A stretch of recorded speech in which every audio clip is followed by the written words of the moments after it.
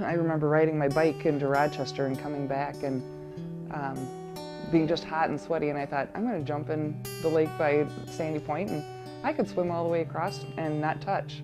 And now you can't even hardly bring a boat up there, and it's not good. We need to fix it, pure and simple. We're losing a lot of acreage in the lake itself because of the silt. Usable acreage that used to be able to boat on, and now you can't. And that needs to be cleaned out, needs to be cleaned up, and the lake put back to the way it was when it was originally formed. And I was mad. and because I want to protect the lake. You know, here we got one lake, and we're doing everything humanly possible to wreck that one lake. Why can't we fix it? And all at once, a guy jumped on my boat and he says, do something.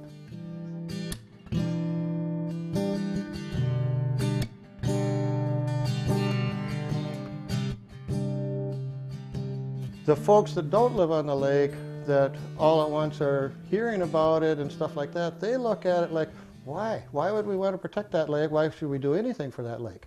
When we had that bad flood back in 2010, after that flood, they lowered the lake for a drawdown, and we were able then to visually see a lot of the sedimentation that's been going on in this lake. These areas like this, you'll be able to see. Right behind us is the marina, and these docks are sitting on the bottom. When they lowered the water down that far, these docks are sitting completely on the bottom of the lake.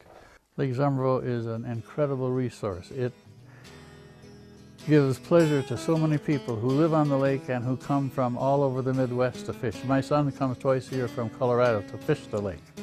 That's a cool thing about Lake Zumbro. It's a fish factory. Tons of people come out here to fish. So there's fishing, swimming, water skiing, just boating for pleasure. And just the natural environment makes it a beautiful place to live.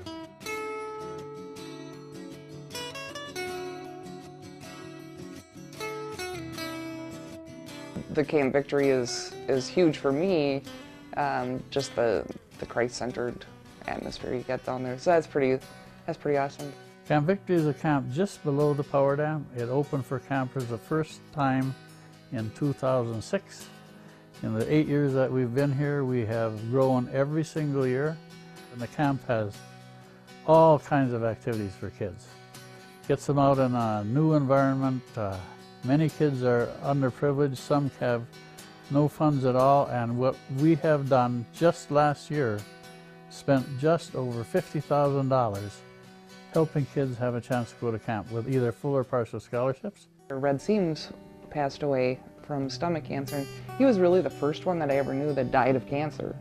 So I'm like, okay, Diane, his wife, or widow at the time, I asked her if she would mind if we donated the money in his name, and she was all for it. It just blossomed from there and went from putting $50 into the Eagles Cancer Telethon to this last year $14,100. People donate door prizes, silent auction baskets, and just go out and gather all the prizes. Anytime you approach anybody with, you want to buy a raffle, is Red Seams? Yep, definitely. So they're all very generous. Because we've done the Red Seams Open, that people are aware. Okay, yep, this is the weekend to donate to the Cancer Telethon. They just do it. And, you know, people are like, oh yeah, here's another $50, and here's the one. See, I'll start crying talking about that part, but here's our Christmas money. Oh, I was out there, I'm like, I couldn't even talk. I'm like, so I thought it was $100, and then I'm like, felt it. I'm like, that's not just $100. I'm like, oh my gosh, that was pretty awesome.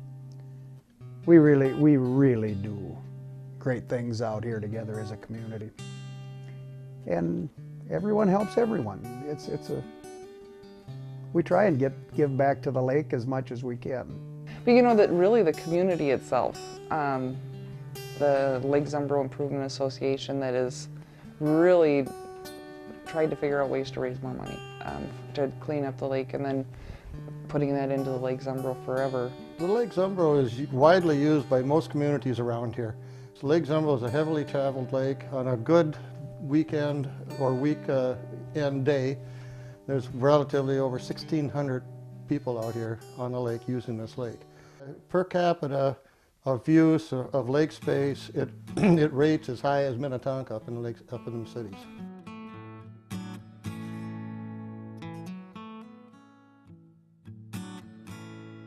We need to keep this lake going for the sporting lake that it is, whether you're a fisherman, a water skier, or just a leisurely boat driver. They got a great start here, and we've had, look at the people on this circle. We have phenomenal neighbors. We have friends up and down the 3-4 miles of the length of the lake. They just won't say no to somebody in need. And now that the lake's in need, everybody will step up and help out best we can.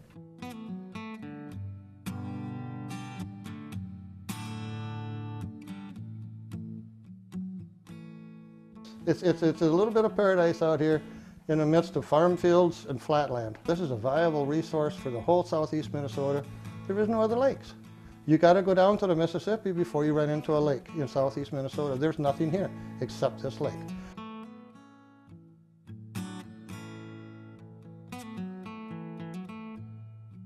My son and granddaughter aren't going to be coming back to fish anymore if it turns into swamp Zumbro instead of lake Zumbro.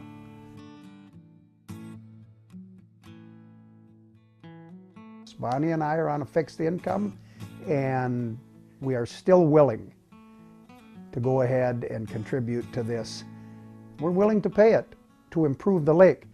And not only do we feel that the people on the lake should contribute, but people off the lake should.